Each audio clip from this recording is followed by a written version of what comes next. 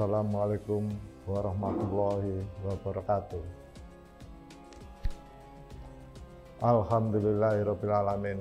Alhamdulillah selalu kita ucapkan sebagai kalimat yang mulia untuk memuji Zat yang tidak ada sekutu, Maha Adil, Maha Benar, Maha Bijaksana, tempat kita menggantungkan segala kebutuhan hidup baik jasmaniah maupun rohaniah kita di dalam mengarungi kehidupan ini.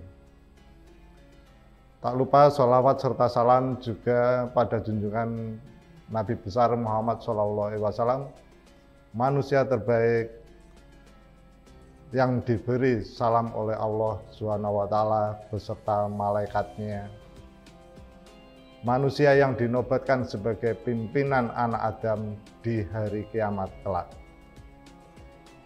penutup Nabi dan Rasul yang telah disempurnakan akhlak, fisik, ilmu, dan segala sesuatu yang menyempurnakan manusia, yang membawakan kita pada syariat dari Sang Pencipta, sehingga kita tahu mana yang halal dan mana yang haram, mana yang diperintahkan dan mana yang tidak diperkenankan, sebagai panduan hidup kita di dunia ini. Pada kesempatan ini, saya akan membawakan tema puasa adalah jalan keselamatan bersama. Berbicara tentang puasa, kita tidak akan terlepas dari bulan Ramadan. Karena puasa wajib hukumnya di bulan Ramadan ini. Meskipun ada anjuran berpuasa di luar bulan Ramadan yang hukumnya tidak wajib, kecuali berpuasa untuk mengganti puasa wajib yang telah ditinggalkan sebagai hutang yang harus kita ganti. Bulan Ramadan berarti membuka lembaran baru yang putih bersinar. Ramadan adalah kesempatan kita untuk memperbaiki diri dan membuka lembaran baru dalam kehidupan ini. Lembaran yang putih, bersih, jernih, bening, bersinar, dan bercahaya. Bersama Allah, dengan taubatan nasuha dan memperbanyak amal saleh yang ikhlas serta kafah dalam berislam. Bersama Rasulullah SAW dan semakin berpegang teguh kepada sunnah beliau. Bersama kedua orang tua, karib kerabat, sanak famili, dan sesama, menyambung tali silaturahmi dan berbuat baik pada mereka, menjadikan hidup kita semakin bermanfaat. Rasulullah SAW bersabda, manusia terbaik adalah manusia yang paling bermanfaat bagi orang lain. Hadis Sahih. Ramadan merupakan bulan pendidikan rohania. Ramadan mengantarkan kita lebih dekat kepada Allah. Dengan berpuasa, kita menjadi orang yang paling dicintai Allah. Puasa melatih kita meninggalkan sikap egois dan bukan memperkuatnya. Puasa dengan penuh keimanan dan pengharapan dapat memenuhi kebutuhan spiritual kita. Puasa adalah bukti iman dan cinta kita kepada Allah. Puasa adalah ibadah kepada Allah, yaitu dengan cara seorang hamba yang mendekatkan diri kepada Allah dengan meninggalkan perkara-perkara yang disukai, dicintai, dan diinginkannya selama ini, sehingga nampak jelas kejujuran iman dan kesempurnaan penghambaannya kepada Allah. Seseorang tidak mungkin meninggalkan apa yang dicintainya, kecuali ada sesuatu yang lebih agung baginya dari apa yang ditinggalkannya tersebut. Seorang mukmin rela meninggalkan syahwat nafsu yang dicintai dan sangat diinginkannya demi untuk mendapatkan ridho Rabb-Nya. Karena ia meyakini bahwasannya ridho Allah ada dalam berpuasa. Beberapa hikmah puasa antara lain, yang pertama, untuk meraih takwa. Di antara tujuan kita berpuasa adalah agar seseorang mencapai tingkatan takwa sebagaimana firman Allah Ta'ala dalam surat Al-Baqarah 183 yang artinya, hai orang-orang yang beriman, diwajibkan atas kamu berpuasa sebagaimana diwajibkan atas orang-orang sebelum kamu agar kamu bertakwa. Orang yang bertakwa adalah orang yang mengerjakan perintah-perintah Allah dan menjauhi segala larangannya. Orang yang berpuasa diperintahkan untuk mengerjakan ketaatan dan meninggalkan kemaksiatan. Sebagaimana sabda Nabi Muhammad SAW, barang siapa yang tidak meninggalkan perkataan dusta dan mengamalkannya, serta kebodohan, Allah tidak butuh dengan ia meninggalkan makan dan minumnya atau puasanya.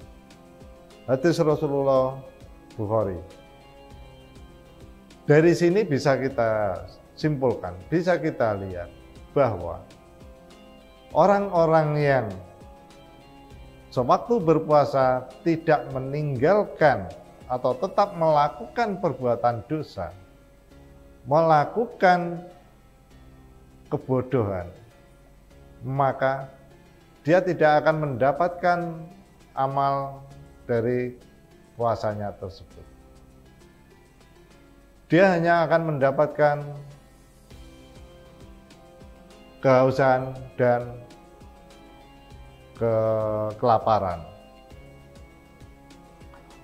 Orang yang berpuasa, apabila terlintas dalam dirinya keinginan untuk berbuat kemaksiatan, ia segera tersadar bahwa ia sedang berpuasa. Lalu, ia pun akan berusaha menghindari kemaksiatan tersebut. Orang yang sedang berpuasa tidak akan membalas kebodohan dengan kebodohan, caci maki dengan caci maki, karena ia menyadari bahwa orang yang berpuasa harus sanggup menguasai diri, menguasai emosi, dan menjaga lidahnya. Karena di dalam lidah tersebut ada kunci jalan untuk menuju surga. Seseorang bisa celaka karena lidahnya. Seseorang bisa mendapatkan amal ibadah juga dari lidahnya. Dan seseorang bisa menjadi terjerumus ke dalam segala sesuatu yang dilarang oleh Tuhannya, bisa dimulai dari lidahnya. Pada akhirnya, apabila seseorang berpuasa sebagaimana yang telah dicontohkan oleh Rasulullah SAW, pasti ia menjadi orang yang bertakwa dan mendapatkan kebahagiaan serta kesuksesan di dunia dan di akhirat. Hikmah puasa yang lain menjadikan hidup kita semakin sehat. Puasa memberikan faedah dan keuntungan dari sisi kesehatan. Karena dengan sedikit makan yang menjadikan pencernaan mampu untuk beristirahat sementara waktu. Hingga kotoran-kotoran dan sisa-sisa yang terdapat di dalamnya terserap oleh tubuh, dan tubuh pun menjadi sehat dengan puasa. Dengan puasa, hati jernih untuk berpikir dan berzikir. Di antara hikmah puasa adalah agar hati kita jernih untuk berpikir dan berzikir. Karena banyak makan dan minum serta memuaskan syahwat menyebabkan kelalaian dan ada kalanya hati menjadi keras dan buta dari kebenaran karenanya. Rasulullah Shallallahu Alaihi Wasallam bersabda, tidaklah seorang anak Adam itu memenuhi satu bejana yang lebih jelek daripada perut. Cukuplah bagi seseorang makanan yang dapat menegakkan tulang punggungnya. Jika terpaksa harus menambahnya, hendaknya sepertiga untuk makanan, sepertiga untuk minuman, dan sepertiga untuk nafasnya. Hadis Rasulullah, Imam Ahmad dan lain-lain. Nafsu perut termasuk perusak yang amat besar. Karena nafsu ini pula Adam alaihissalam dikeluarkan dari surga. Dari nafsu perut juga muncul nafsu kemaluan dan kecenderungan kepada harta benda. Dan pada akhirnya akan disusul dengan berbagai bencana yang banyak. Semuanya ini berasal dari kebiasaan memenuhi tuntutan perut. Sedikit makan itu melembutkan hati, menguatkan daya pikir, serta melemahkan hawa nafsu dan sifat marah. Sedangkan banyak makan akan mengakibatkan kebalikannya. Berkata Abu Sulaiman Ad-Darani rahimahullah, sesungguhnya jiwa apabila lapar dan haus menjadi jernih dan lembut hatinya. Dan apabila kenyang menjadi buta hatinya. Puasa menumbuhkan kepedulian. Dengan berpuasa, orang kaya akan menyadari betapa banyak nikmat Allah yang telah diberikan kepadanya, berupa kekayaan dan kecukupan, sehingga dia tidak pernah kekurangan makan, minum, dan lainnya. Padahal banyak orang yang tidak mendapatkan dan merasakan nikmat yang seperti itu. Dengan demikian, orang kaya tersebut akan memuji Allah dan bersyukur kepadanya atas kemudahan yang diberikan kepadanya, dan teringat saudaranya yang fakir miskin, yang ada kalanya merasakan kelaparan sepanjang siang dan malam karena ketidakmampuannya. Hal ini bisa menjadikan orang kaya tersebut terdorong dan termotivasi untuk membantu dengan bersedekah agar terpenuhi kebutuhan saudaranya yang fakir miskin tersebut berupa sandang, pangan, hingga papan. Selain itu, dengan berpuasa, para orang kaya juga agar menyadari bahwa sebagian dari harta yang mereka miliki, Allah telah menitipkan harta fakir miskin. Telah banyak dikatakan oleh para mubalik di luar sana dan mencuplik dari bagian dari ayat Al-Quran bahwa Allah menciptakan kita dari berbagai macam suku, bahasa, bangsa, agar saling mengenal. Di samping itu, Allah juga membuat nasib kita, menakdirkan kita ada yang miskin, ada yang kaya, agar mereka saling tolong-menolong dan bekerja sama dengan sesama. sesungguhnya bahwa harta kekayaan yang mereka miliki itu adalah milik Allah. Puasa juga menundukkan menguasai hawa nafsu. Di antara hikmah puasa yang lain adalah latihan menundukkan dan menguasai hawa nafsu, sehingga benar-benar tunduk dan patuh untuk dikendalikan, diarahkan menuju kebaikan, kebahagiaan, dan keselamatan. Karena pada dasarnya nafsu selalu mengajak kepada keburukan, kecuali yang dirahmati oleh Allah Subhanahu wa ta'ala. Ada keburukan yang dirahmati oleh Allah Subhanahu wa ta'ala. Di antaranya contohnya adalah masalah kebohongan. Ada kebohongan yang dilarang, diharamkan, dicela. Ada pula kebohongan yang patut dipuji, kebohongan yang mendapatkan pahala. Satu contoh, orang tua yang membohongi anaknya demi untuk kebaikan anaknya.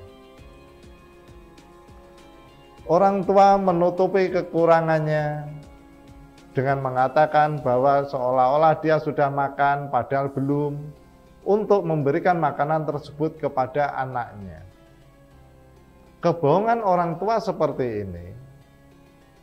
ini justru patut diacungi jempol dan layak, dan Tuhan tidak akan memberikan hukuman atas kebohongannya. Begitu pula dengan kebohongan di luar yang lain. Satu contoh, apabila kejujuran Anda ini membahayakan bangsa Anda, masyarakat yang lebih besar, seperti contoh ketika seseorang tertangkap oleh musuh, kemudian dia membocorkan rahasia yang menjadi rahasia negaranya, bangsanya, rakyatnya. Nah, ini justru akan membahayakan banyak orang. Nah, pembocoran kerahasiaan seperti itu justru ini tidak dikehendaki pula oleh Allah. Kebohongan diperbolehkan demi untuk menyelamatkan orang yang lebih banyak. Ini kebohongan yang masih dirahmati oleh Allah. Jadi ada kebohongan yang dilarang dan kebohongan yang masih bisa dirahmati oleh Allah Subhanahu wa ta'ala. Apabila nafsu dilepaskan dan tidak dikendalikan, pasti akan menjerumuskan seseorang ke dalam kehinaan, kebinasaan, kesengsaraan. Namun, apabila nafsu tersebut dapat dikendalikan dan ditundukkan, pasti seseorang akan mampu membawanya menuju derajat dan kedudukan yang tinggi lagi mulia. Dalam Al-Quran disebutkan dalam surat An-Nazi'at ayat 37-41 yang artinya kurang lebih, adapun orang yang melampaui batas dan lebih mengutamakan kehidupan dunia, maka sesungguhnya nerakalah tempat tinggalnya. Dan adapun orang-orang yang takut kepada kebesaran Tuhannya dan menahan diri dari keinginan hawa nafsunya, maka sesungguhnya surga tempat tinggalnya. Di surat yang lain Al-Kahfi ayat 28 juga disebutkan, dan janganlah kamu mengikuti orang yang hatinya telah kami lalaikan dari mengingati kami, serta menuruti hawa nafsunya, dan keadaannya itu melewati batas, kacau dan sia-sia. Amirul Mukminin Ali bin Abi Thalib radhiyallahu an mengatakan, medan pertama yang harus kamu hadapi adalah nafsumu sendiri.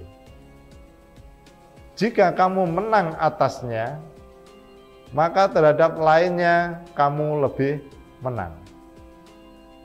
Dan jika kamu kalah dengannya, maka terhadap yang lainnya kamu lebih kalah. Karena itu cobalah kamu berjuang melawannya lebih dahulu.